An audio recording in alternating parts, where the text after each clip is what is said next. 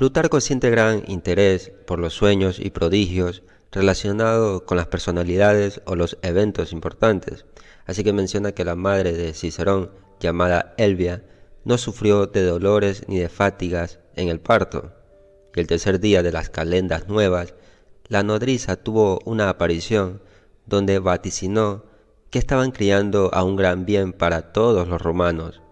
Estos presagios, que en otros casos se consideraban sueños y tonterías, el propio Cicerón demostró muy pronto que eran una certera profecía. Cicerón se destacó a una edad muy temprana, pues era tan rápido y brillante en la escuela que los otros niños se maravillaban de él y lo mencionaban tan a menudo en casa que sus padres visitaban la escuela a propósito para escuchar recitar al inteligente alumno. Él quería aprenderlo todo, pero como Platón dice, que debe ser de una naturaleza deseosa aprender y de saber, y abarcar todos los conocimientos sin despreciar ninguna materia ni enseñanza. Así que se decidió con entusiasmo a la poesía, por la que demostró un gusto peculiar. Incluso escribió un poema sobre la fábula de Poncio Glauco, cuando era niño, y más tarde tuvo la reputación de ser no solo el mejor poeta, sino también el mejor orador de Roma. Además, en la actualidad sus discursos se consideran ejemplos perfectos de la retórica, pero sus versos quedaron eclipsados por otros poetas. Finalizados sus estudios de la niñez, asistió a las clases de Filón y al mismo tiempo frecuentaba la compañía de Mucio. Todos ellos eran personajes relevantes de la política y del Senado, lo que les fue útil para adquirir experiencia en las leyes y la política de Roma, y su conocimiento de los asuntos militares, que se consideraba una parte importante de la educación de todo muchacho romano, lo adquirió en el servicio real en una campaña militar en las órdenes de Sila, pero prefirió estudiar filosofía y retórica, y volvió a ellas tan pronto como pudo, sobre todo el griego y el latín.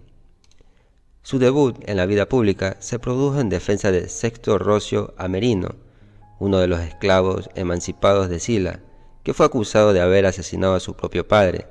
Cicerón lo defendió y ganó el proceso. Esto ocurrió cuando Sila estaba en la cima de su poder, por lo que, creyendo prudente apartarse del camino después de haber defendido a un hombre al que Sila había acusado, Cicerón decidió viajar. Así visitó Grecia, donde estudió con los hombres más eruditos de la época. Luego fue a Asia y se mezcló con los grandes filósofos y retóricos. Al igual que Demóstenes, Cicerón comenzó teniendo serios defectos tanto en los modales como en la forma de hablar, pero tomó lecciones de oratoria, filosofía y retórica con diferentes oradores, tutores. Se cuenta que Apolinio, como no entendía el latín, le pidió a Cicerón que declamara en griego, y él aceptó con gusto pensando que así le corregirían mejor, y cuando Cicerón terminó, le dijo: «A ti, Cicerón, te elogio y te admiro, pero a Grecia la compadezco por su suerte, pues veo que gracias a ti pasan a ser también de los romanos los únicos bienes que nos quedaban de la cultura y la elocuencia».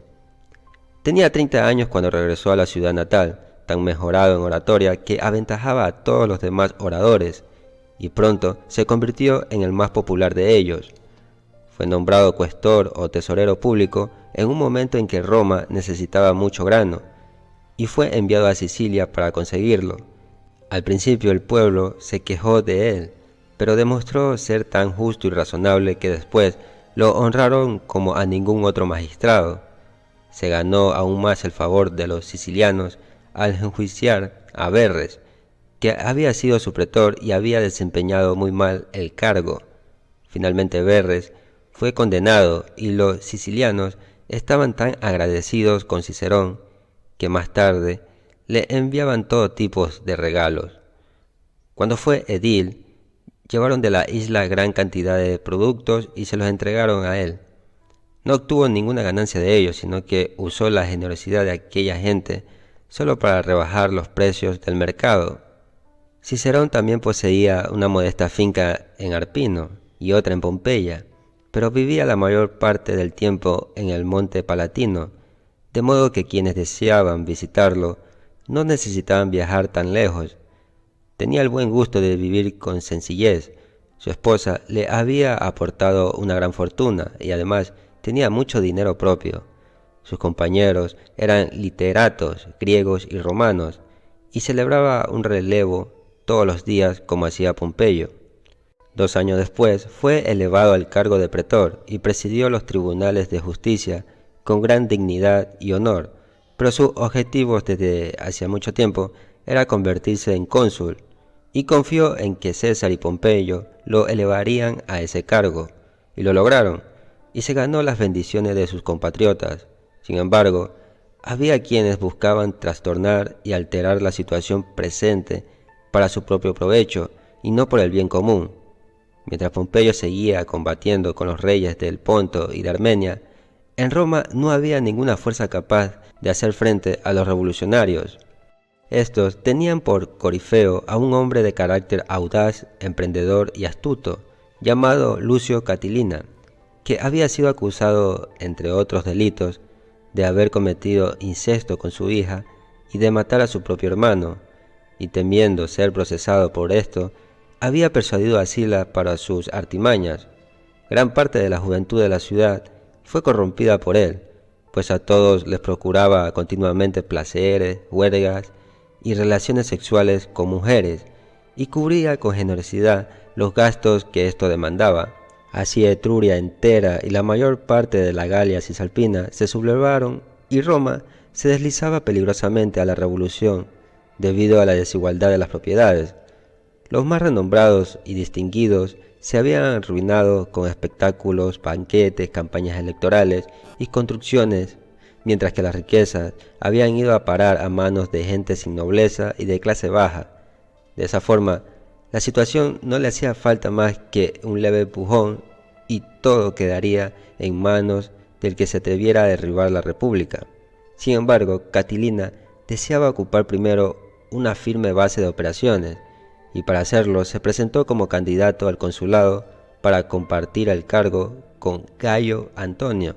Previendo esto, la mayoría de los nobles presentó la candidatura de Cicerón al consulado. El pueblo la acogió con entusiasmo y Catilina fracasó, y fueron elegidos Cicerón y Gayo Antonio. Bueno, el plan de Sergio Catilina era quitarse de en medio a Cicerón y convertirse en cónsul para así obtener el control total del gobierno en sus manos.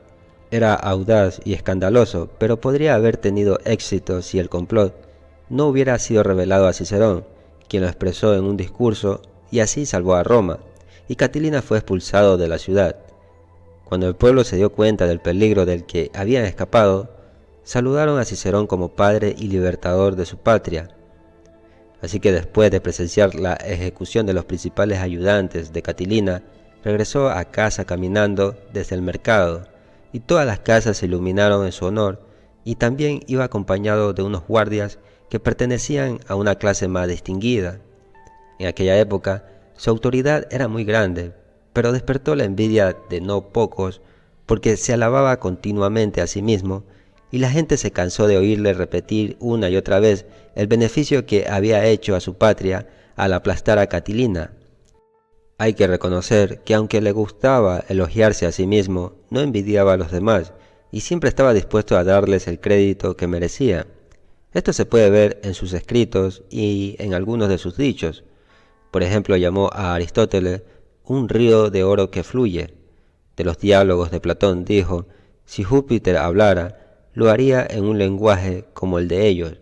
Cuando se le preguntó cuál de los discursos de Demóstenes preferiría, respondió: el más largo. Al llegar César al poder, Cicerón obtuvo de él la ciudadanía romana para un griego llamado Crátipo, el peripatético, cuya instrucción aconsejó a muchos jóvenes que buscaran, y dio varios ejemplos de cuánto estimaba los méritos de los virtuosos y los sabios. Tuvo gran éxito cuando hizo un elogio a Marcos Craso. Incluso cuando Craso estuvo a punto de viajar a Siria, mencionó que preferiría tener a Cicerón como amigo que como enemigo, y le dijo amistosamente que quería cenar con él, y Cicerón lo recibió con gusto. Hay ciertas anécdotas con respecto a Cicerón y sus comentarios mordaces y risibles. Por ejemplo, Vatinio le había enviado un mensaje diciendo que quería hacerse amigo suyo. ¿Cómo?, dijo Cicerón. ¿Vatinio también quiere cenar conmigo? Y después le llevaron a Cicerón la noticia de la muerte de Vatinio, y cuando se enteró que era falsa, dijo que el sinvergüenza que dio la noticia muera, porque no es verdad. Otro caso fue de un joven acusado de haber matado a su padre con un pastel envenenado. Se portó muy insolente con Cicerón, que lo interrogó y lo amenazó furiosamente, y Cicerón dijo: «Prefiero tus amenazas que tu pastel». Otro caso fue el de Publio Cestio, que había llevado a Cicerón para defenderlo en un caso importante, pero no permitió que nadie hablara excepto él. Y cuando los jueces estaban a punto de absorberlo, Cicerón gritó: «Haz el mejor uso de tu tiempo hoy, porque nadie te escuchará mañana». Un caso más tenemos de Marco Apio, quien dijo en la introducción de uno de sus alegatos que su cliente le había pedido que hiciera todo lo posible por su laboriosidad, elocuencia y fidelidad en su causa. Cuando terminó, Cicerón dijo: «¿Qué hombre tan duro de corazón eres, Apio, al no hacer nada de lo que tu cliente te pidió?». Por ese tipo de actitudes, Cicerón se hizo odiado por muchos, y también creó a un enemigo llamado Clodio, un hombre audaz y malvado, descendiente de una familia ilustre romana. La enemistad de ellos se dio por un escándalo relacionado con los ritos de Bonadea, que tuvieron lugar en la casa de César. Y en esos ritos estaba prohibido el ingreso a los hombres, y solamente mujeres podían ser invitadas, y Claudio se disfrazó como flautista para intrigar con Pompeya, que era la esposa de César, y fue descubierto y llevado a juicio, pero evitó la condena sobornando al jurado. Por otra parte, cuando César fue citado, no declaró contra Clodio, y dijo que no acusaba a su mujer de adulterio, pero que la había repudiado porque el matrimonio de César debía estar libre no solo de acciones deshonrosas, sino también de murmuraciones. Las violentas declaraciones públicas que hiciera Cicerón durante el juicio debieron originar el odio de Clodio hacia el orador. Además de eso, muchos nobles declararon contra Clodio acusándolo de perjurio, de fraude, de sobornar a la plebe y de corromper a las mujeres. Lúculo incluso presentó sirvientas que declararon que Clodio había tenido relaciones sexuales con su hermana más joven, es decir, la esposa de Lúculo, y la opinión general era que Clodio había tenido relaciones también con sus otras dos hermanas, Tercia, que estaba casada con Marcio Rex, y Clodia, casada con Metelo Celer. Así que desde ese momento, Clodio odiaba tanto a Cicerón que tras escapar del peligro y ser elegido tribuno de la plebe, decidió tener un objetivo, y ese objetivo era renovar la antigua ley que declarara culpable de traición a quien hiciera ejecutar a un ciudadano sin juicio. Este fue un gran golpe dirigido a Cicerón, que había ejecutado a los implicados en la conspiración de Catilina. Además, Cicerón perdió el apoyo de los personajes que formaron el primer triunvirato. Así que al verse en peligro por la acusación, se vistió de luto y se paseó entre el pueblo pidiendo humildemente su gracia. Casi todos los caballeros siguieron su ejemplo, y no había menos de 20.000 jóvenes de las mejores familias que paseaban por Roma vestidos de luto, con el pelo alborotado, suplicando al pueblo por Cicerón. Pero Clodio, con su banda de rufianes sin ley, los enfrentó a cada paso y los apedreó y los acribilló con tierra.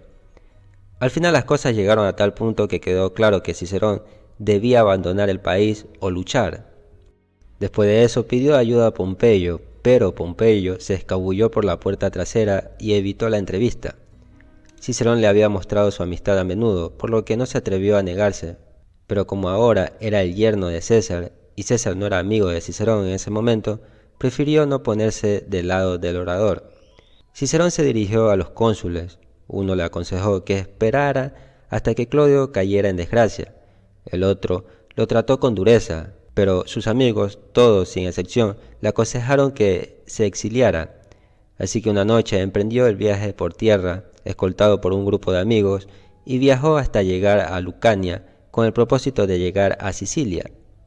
Y cuando Clodio se enteró que se había ido, promulgó un decreto de destierro contra él, y Gayo Virgilio, el pretor de Sicilia, que era de los que más provecho habían obtenido de Cicerón, le escribió que se mantuviera apartado de Sicilia. Abatido por estas frustraciones, partió para Bretencio. Mientras tanto, Clodio destruyó la granja de Cicerón, quemó su villa y su casa de la ciudad, y en esta última construyó un templo de libertad. Pero con el tiempo Clodio se volvió tan odioso que incluso atacó y anuló algunas medidas que había establecido Pompeyo mientras estaba en campaña.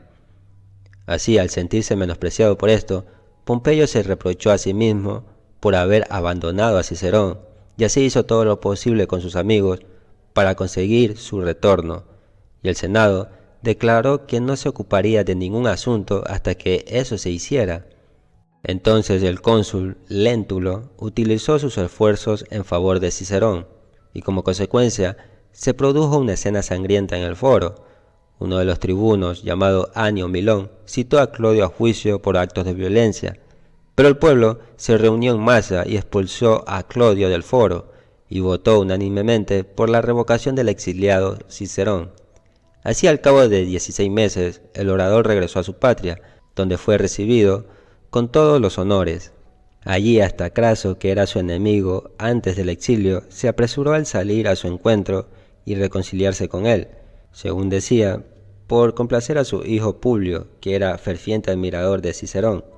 Poco después, Milón mató a Clodio, y Cicerón fue llamado a defenderlo contra la acusación de asesinato. Pero Cicerón comenzó a sentirse tímido, y cuando vio a la multitud que se había reunido para escucharlo, le sobrevino un ataque de temblor que afectó gravemente su discurso. Se dijo que ese discurso fue el peor que jamás pronunció, y probablemente fue la razón por la que Milón fue condenado. Luego le tocó el gobierno de la provincia de Cilicia, con un ejército de 12.000 infantes y 1.600 jinetes, y se embarcó con el encargo de procurarle al rey Ariobarzanes la buena disposición y obediencia de Capadocia. Cuando volvió a Roma, hubiera pedido un triunfo, pero la guerra civil estaba a punto de estallar, y todo estaba en conmoción.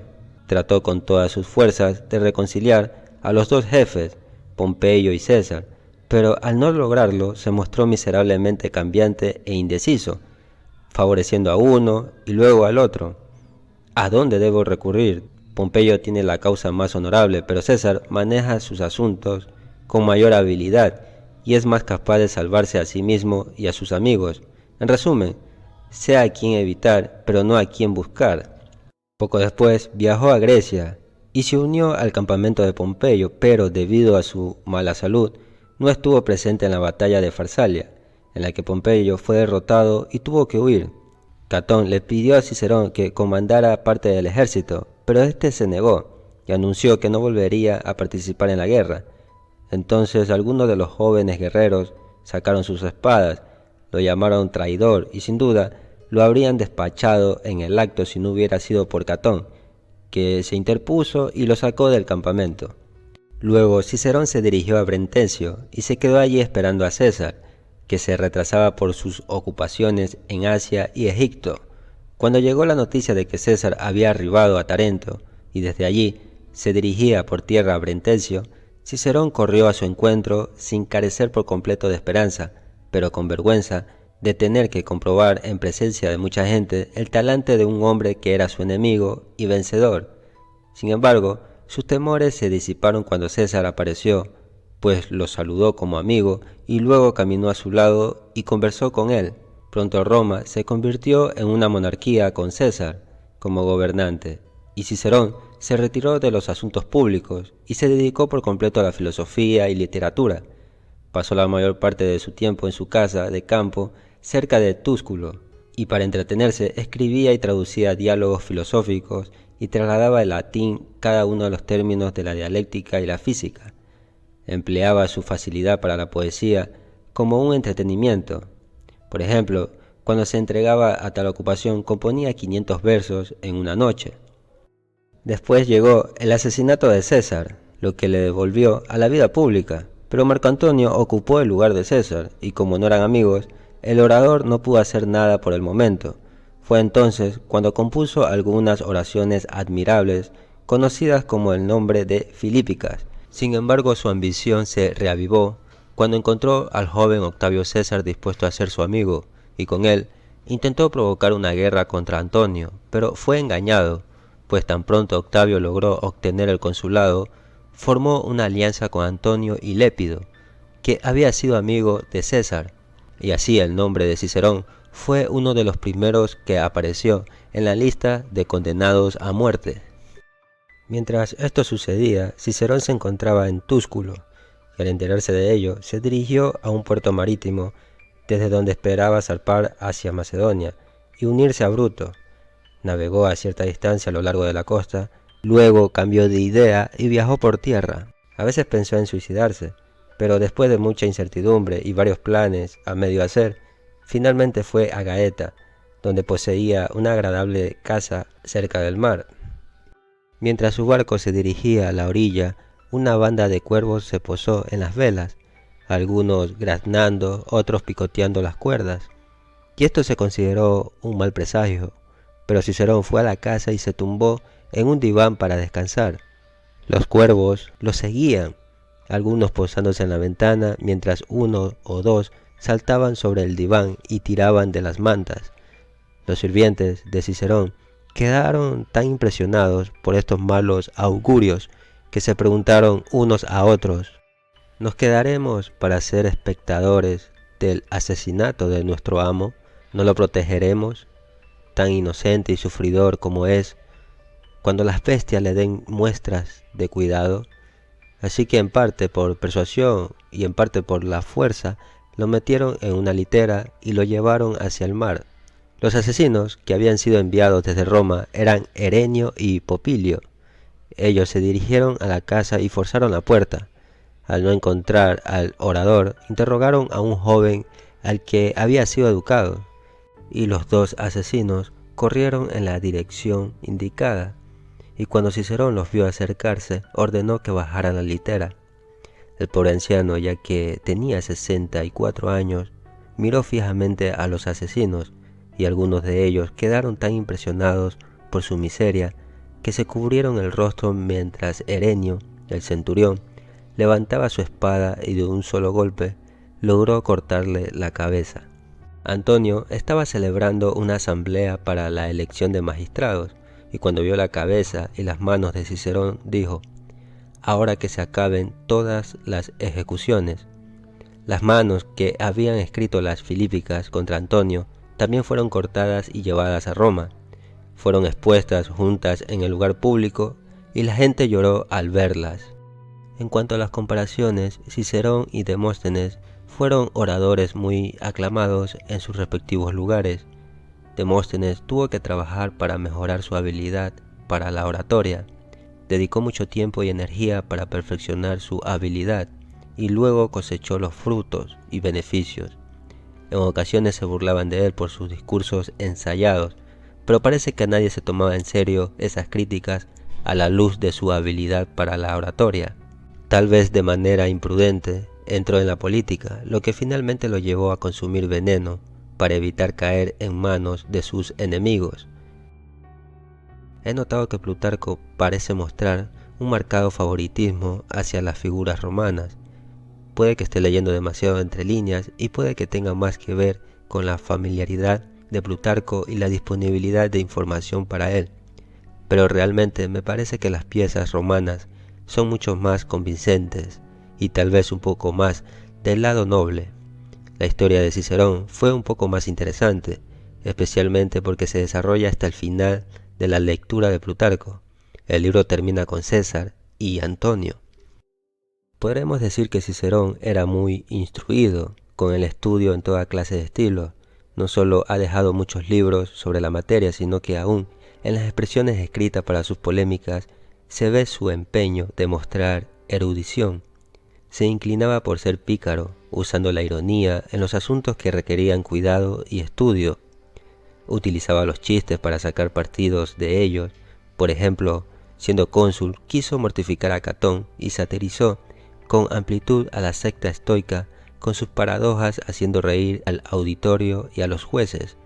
Su semblante era festivo y risueño, exageraba su amor propio y hablaba siempre de sí mismo. Tenía esa insaciable ansia de gloria. Y por último participó en el servicio militar con Pompeyo Estrabón durante la guerra social. Por otro lado, Demóstenes apelaba al compromiso, lejos de toda brillantez y de parecer gracioso. Era diligente en su trabajo, se mostraba con severidad y se irritaba con frecuencia. Además, Demóstenes no le gustaba esas alabanzas propias, salvo si podía convenir para un fin importante. Más bien, era reservado y modesto, y por último Demóstenes no obtuvo cargo alguno de importancia, pues ni siquiera fue uno de los caudillos del ejército que él mismo hizo general contra Filipo. En cuanto a sus muertes, diría que la de Cicerón fue absolutamente espantosa. Julio César comentó siniestramente que la mejor clase de muerte es la repentina. No estoy de acuerdo con eso, ya que morir a manos violentas de otros me parece terrible. Sería difícil no amar a Cicerón. Era un poco travieso y tenía un ingenio envidiablemente agudo. Los relatos parecen indicar que era un hombre decente y adorable, pero tenía un don para la fanfarronería. Ambos hombres compartieron la experiencia de alienarse con una posición política que finalmente los llevó a la muerte. Supongo que esto se interpretaría de varias maneras. Podría verse esto como una sugerencia del camino de la tolerancia política. También podría verse como una sugerencia de la nobleza de mantenerse fiel a la propia causa, incluso hasta la muerte. Creo que una de las lecciones más importantes de la vida de los nobles antiguos es dejar que la verdad y la virtud sean tus líderes. También podemos señalar que la oratoria griega se caracterizaba por un enfoque en la persuasión a través del uso de la razón y la lógica. Los discursos griegos tendían a ser más filosóficos y teóricos, con un énfasis en el razonamiento lógico y la argumentación sólida. Los oradores, como Demóstenes, se centraban en la construcción de argumentos sólidos y en la elocuencia para persuadir a su audiencia.